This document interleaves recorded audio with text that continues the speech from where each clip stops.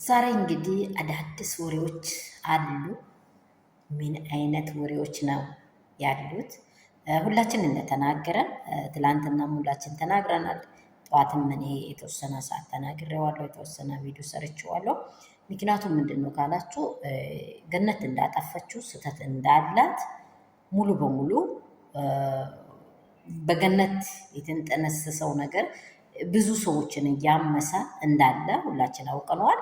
ምክንያቱም በልጅ ላይ ቀልድ ስለሌለ እናት ለልጇ ስትል ዋጋ ከፍለዋለች።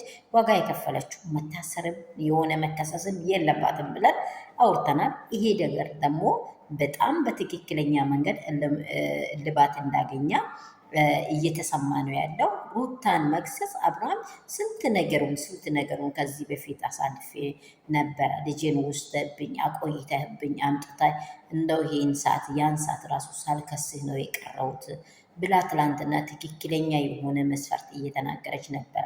ይህም ብቻ አይደለም፣ ቡዜ በጣም ገቡ ከሩታ ጋር በጣም አይን አውጥታ የልጇ ማዘን ቀርቶ በቃ አንቺና አንቺ የሰራችው ሴራ ነው ብላ በሩታ ላይ በጣም የፈለገችውን አፍ ከፍታ ስታወራ ሰምተናል። ዛሬ ደግሞ ሰላም የኔ ቤተሰቦች እንደምን አላችሁ? በሰላም መልካም ወይ? እኔ ጋር ሁሉ ሰላም ነው። ሰላማችሁ ብዝት ትርፍ ይበልልኝ። ያላችሁበት ስፍራ እግዚአብሔር በሰላም ይጠብቃችሁ። ላይክ፣ ሼር፣ ሰብስክራይብ ቤተሰብ መሆን እንዳትረሱ። ሀሳባችሁን በኮሜንት አስቀምጡ።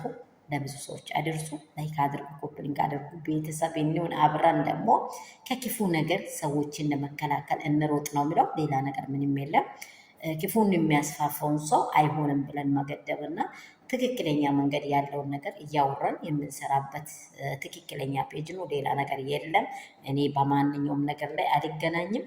ምክንያቱም ሩታ አሁን ዛሬ በጣም ትክክለኛ ምንድን ነው እልባት እንዳገኘችው ሀቋ እንደወጣ ሩታ እንዳልታሰረች እየተሰማ ነው ያለው። እንደማትታሰር ደግሞ መቶ እጥፍ ተናግረናል። ልጇን ነው የጠየቀችው፣ ለልጇ ነው የተናገረችው። ለልጅ ህግ የትኛው ህግ ነው ለልጅ ማንንም አትከሰስ አታናግር የሚለው? የትኛው ህግ ነው?